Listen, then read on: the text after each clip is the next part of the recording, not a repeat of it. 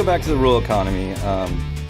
President Trump put out this new budget. He's cutting several programs, 22 programs, I think. And one of them is the Rural Business Cooperative Service, which provides loans, grants, payments intended to increase opportunities in rural communities. You've been on this great tour on 299 on the highway, going to towns and talking with people.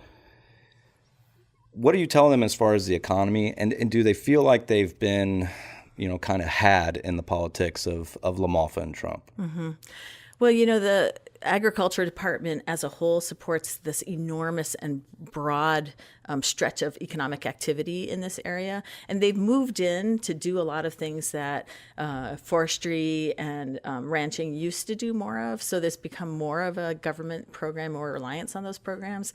And Trump is proposing to cut the Department of Agriculture by more than 20%. I think it's like 22% in their budget. That's going to have an enormous impact on a whole range of things up here. And it's going to mean things like not being able to get loans for purchasing properties, not being able to get loans and support grants for new business startups. We're going to see a lot of our government agencies actually shutting down and not being able to keep offices open across our region. It's going to have a big, big impact on us. But I think that thing that we have to always be coming back to, though, is it going to move the needle for us to be doing more of these kinds of things? And we need to think about a rural economy from the standpoint of getting back into this very large scale kind of sustainable forestry.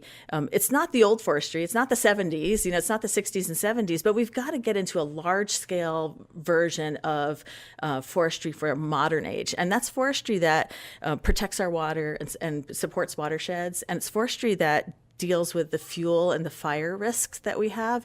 And it's forestry that produces products that are going to be really replacing a lot of some of the things that we rely on now, like a lot of engineered products or a lot of the plastics that we use in our society today. And that's going to make a huge impact on climate change here. And that kind of large scale change is going to require a huge movement of the needle. It's going to require a lot of resource and coordination. That's what the federal government is positioned to do. It's why we have a federal government, and it's all on, a lot of this is on federal land. And it's one of the big reasons I want to run for Congress, is to have an impact in that area. Right now, I'm serving on Governor Brown's working group for removing barriers to forestry products in industry. So we're working at it from the state level, and I'm leading up a finance group there that's working to look at, what kind of financing do people need to do things like build and put together biomass energy projects. But we need to have the federal government in the picture because, these are national forests for the most part, and it's big scale. And that's where the federal government comes in. It's hard not to be cynical. I mean, when I look at some of the tactics of the Republican Party, and I think I have to lump Donald Trump and our Congressman Doug LaMalfa in here. The cynicism of pushing through a tax cut, which was, it's been said many times, but it has to be said again and again and again, because it's true that it benefited really the top 1% of the 1%. And when you are looking at cutting things like these rural initiatives that are so clearly valuable, cutting some of the business initiatives in the industry that I work in, the Manufacturing Extension Partnership Program is one that has been proposed to be cut, which directly helps small business. Now, again, we should make everyone know for sure that President Trump and his administration don't make the budget, the Congress does, but these kind of set the direction for what the president is thinking and people that support the president are thinking. So the question is it not cynical? Don't you think that it's short-sighted and cynical to be looking at a tax cut that, even if you buy into the trickle-down theory a little bit and say, well, yeah, that will benefit somebody somewhere, if you have to cut everything else to make that work, isn't that silly? Isn't that foolish? Of course it's cynical. It's extremely cynical.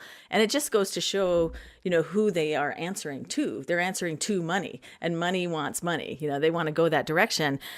We think about, the big industries in this area. Agriculture is a really important industry in this area, but it doesn't employ a lot of people. Forestry is important, it's and as a resource, it's a very important area to be in. But again, it doesn't employ a lot of people. We really need to be thinking about how do we balance, things like small business. Small business employs people. Hospitals employ employ people. The government employs people to do services like working in the parks and having recreational facilities. Those are areas that we have to work on. We have to throw out that cynicism and actually get back to the basics of how do you develop an economy that's balanced and has resource management as its kind of fundamental base, but also really pushes towards service areas that are going to keep people working and being able to raise families in a way that that is sustainable. Mm-hmm. Do you, from a high level perspective, do you think of yourself more as a kind of a deal maker, conciliator, or as a fighter? I mean, that's a question I like to ask people because I personally am a centrist. I think of myself as a centrist, and I like people that can make deals, that can get into Congress and can begin to get people in a room and hash out a deal, because that's how government to me works. But there are those who say, well, no, we have to stand up and not give an inch and stand on our principles and never bend on those. So I like to hear people who are running and what they feel about that question. Well, the question I have back to you is, why is it an either or question? Okay. I really feel like we often set up these false dichotomies that we have to go one direction or the other direction, when in fact, I think we have to really be working on everything all at once. And then you have to be able to step back and say, this is a line we're not going to cross. This is a fundamental value that we're going to stand strong behind. And then everything else that is going above that, we're going to be willing to talk about and come to some kind of common ground.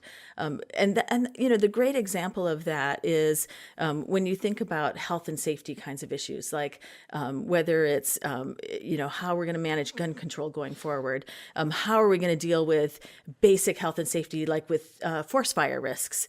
We have to have a line, a fundamental value that we all get behind, and that we're going to protect and maintain over the long term.